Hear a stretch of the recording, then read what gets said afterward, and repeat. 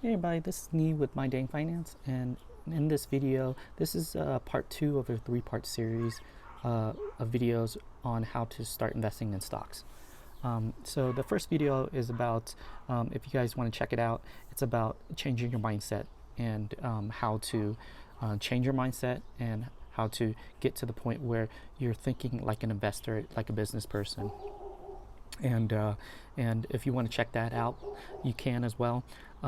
In this video, I want to focus on how to get your finance in order, and the reason why we want to do this is because you don't want to start throwing money or saving money, putting like money into the stock market, while be it it's investing or trading or something like that, and then there's something comes up like an emergency, maybe your car breaks down, you know, you have a medical bill that popped up, and then you don't have any money to take care of it, and then you have to sell your stock at a time where it's not ideal to sell your stocks. Maybe it's down 50% or something like that, and then you have to sell it for a loss. And you don't want to do that. You don't want to put yourself in that position of having to sell an asset because a bill comes up or an emergency comes up. So the first thing you would need to do, in my opinion, is I think you should be able to figure out the purpose of why you're going to be investing. The reason why is because you want to be able to set a goal, find a purpose, and that will help you because the market is very volatile and it will go up and go down, and some days you'll see your portfolio, when you open it up, you're down 40-50% and stuff like that, and you don't want to panic, and you don't want to make a bad decision and sell it for a loss or something like that. So I think if you find your purpose, then it helps you ride through the bad times and stuff like that, and I think that might help. The purpose for me investing when I first started is I figured that, hey, the purpose is that, like, I want to be able to grow my wealth, grow my portfolio, and when my kids are in college, when they start to go to college and stuff like that, I want to be able to pay for that for them full ride. So when they leave school and they finish school, they won't have that burden of debt like a lot of people, myself included. When I was younger, I didn't have somebody to pay for my my schooling or anything like that, and I came out of school with lots and lots of debt and stuff like that. So I don't want that for my kids, and so that's my purpose, and that's my driving force of continuing to invest and continue to stick with it, even when the market's bad and my portfolio's down, or if I make a bad decision on a stock or something like that and I have to cut for a loss. So once you have your purpose in investing, the next thing would be to save an emergency fund, about $2,000. And like I said before, you don't want to be investing in stocks or real estate or anything like that, and then there an emergency comes and you don't have the fund to kind of pay towards it, and then you would have to sell an asset. So it's good to have an emergency fund. So if anything comes up, you have that on the side as a cushion, and then from there, you could always replenish that emergency fund.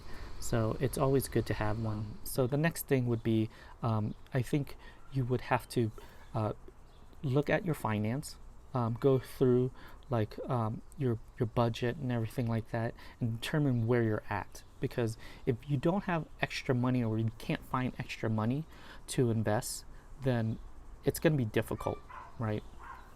So I would recommend going through your budget, going through, what you're spending on, go through your cell phone bills.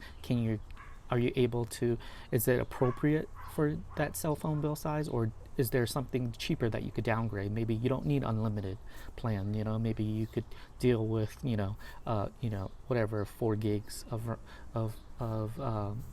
data or something like that, that it might be cheaper. So you could kind of pretty much, you could save money somewhere.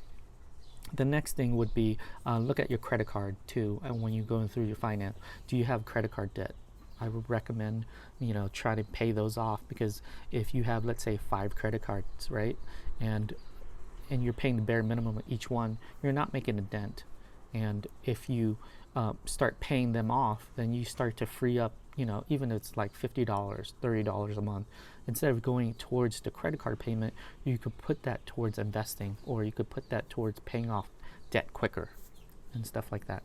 So, the next thing I would recommend is paying yourself first. So when it comes to your bills and stuff like that, like your paychecks and stuff like that, recommend try to pay yourself every paycheck or every month. Set aside a specific amount, whatever's comfortable for you, even if it's $25 a month, doesn't matter. It'll eventually add up, so you'll put it away into your brokerage account or something like that, and it'll eventually add up. $25, $50 next thing you know, you'll have like $100, $200. Then you can buy stock.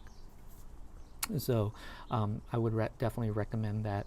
And some people might ask, well, I don't have zero money at the end of the month. How do I save money, or how do I come up with money to start investing and stuff like that?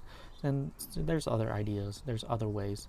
One option would be maybe look around. A lot of people, myself included, we have like a lot of stuff. We start accumulating a lot of stuff over the years, right?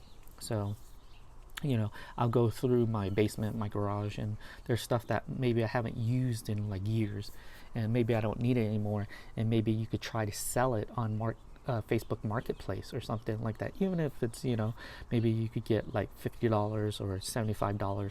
Start to clear out, your make room for your stuff and start making money off of it. That's one thing to do. Another thing that I enjoy doing is going to yard sales. I like to go to yard sales, and I like to look for stuff. A lot of stuff is mostly gaming, Game Boy, PSPs, Vitas, and stuff like that. Anything that I could find, that usually when I find them, I could kind of buy it for a cheap price, and I've done that before, where I'll buy like a Game Boy Color for $1, and I sold it for $50, and then later on, or I purchased other things that I could try to resell and stuff like that. So that's one other idea too. Another way to generate extra income is to sell stuff, to maybe try to go to yard sales, flip stuff, find stuff to flip and stuff like that. Other things could be like, you could find broken stuff too. If you're kind of into repairing stuff, you could find broken stuff at yard sales, or anywhere. Maybe it's at a Goodwill store or something like that you could buy, fix it up and flip it or something like that to make you extra income. And then you can take that money and put it towards your stocks and stuff like that. One example is this here. This is looks like an Apple Watch, but it's actually a iPod Nano 6th generation, where I purchased this for $2. And I was meaning to get a watch, and I was looking into an Apple Watch, and looking into spending like $100, $150 or something like that. But I found this at a yard sale for $2, and I bought the band for $12, so a total of $15.